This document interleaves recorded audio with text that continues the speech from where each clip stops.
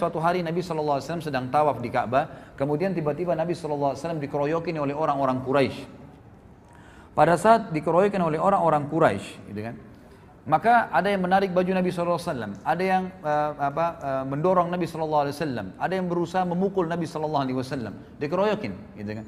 Dan tidak ada satu orang pun yang berani untuk membela Nabi SAW waktu itu.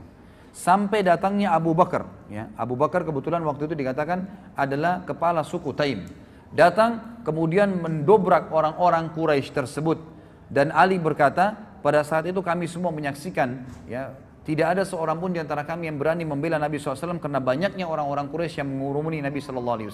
Sampai datangnya Abu Bakar, lalu Abu Bakar memindahkan mereka satu persatu, mendorong dan memukuli satu sama yang lain sambil berkata, ya, apakah kalian mau membunuh seseorang yang mengatakan Tuhanku Allah? Lalu datanglah orang-orang Quraisy mengurumuni Abu Bakar sampai datangnya seseorang yang bernama Utbah bin Rabi'ah.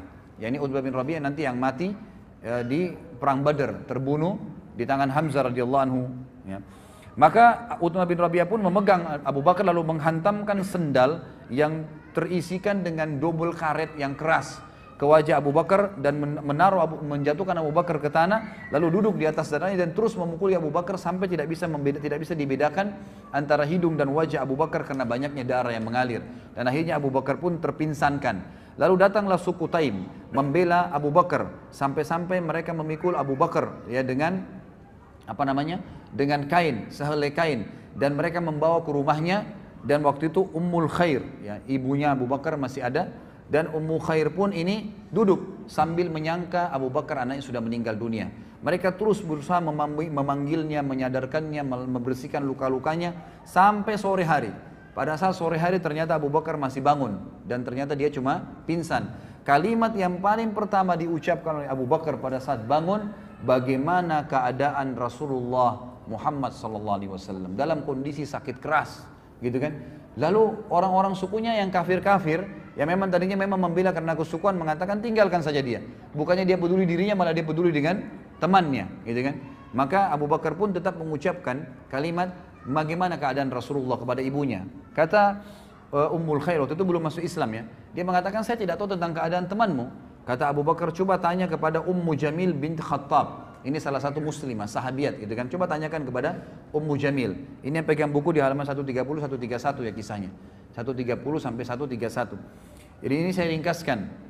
Sekarang saya sedang bahas 131 di paragraf pertama. Pergilah kepada Ummu Jamil binti Khattab, tanya kepadanya. Ummu Jamil ini kebetulan seorang sahabiat yang sudah masuk Islam, gitu kan.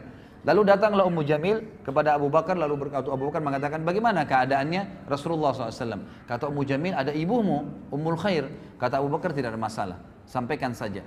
Maka Ummu Jamil mengatakan dia dalam keadaan baik. Maka Abu Bakar pun mengatakan Alhamdulillah, ya. Kemudian Abu Bakar pada saat sudah bisa bangun sedikit saja, beliau disuruhkan makan oleh Ummul Khair, ibunya. Beliau mengatakan, demi Allah saya tidak akan makan sampai saya mengetahui tentang keadaan Rasulullah SAW, sampai saya bertemu dengan beliau. Maka Ummul Khair pun ibunya dan Ummu Jamil meminta Abu Bakar agar bersabar dulu sampai orang-orang selesai bubar semua, ya, karena ini keadaannya tadi tegang, dikeroyokin, ya, orang berkelahi pada saat itu. Setelah itu keduanya memikul Abu Bakar sampai di depan Nabi SAW, dan pada saat tiba di sana Rasulullah SAW pun mencium Abu Bakar, ya, mencium Abu Bakar, dan kaum muslimin menyaksikan masalah tersebut. Lalu Rasulullah SAW sangat terharu melihat keadaannya, hidungnya sudah hancur, gitu kan, penuh dengan darah semua, dan tidak bisa ngomong pun, tergagak-gagak ngomongnya. Lalu berkata, ya, Abu Bakar, tidak ada apa-apa ya Rasulullah, aku tidak apa-apa demi ibu dan ayahku tebusannya. Maksudnya ini biasa orang-orang Arab mengatakan begitu, maksudnya Anda lebih berani daripada ibu dan ayah saya. Itu bukan sumpah, ya, tapi perkataan santun diucapkan.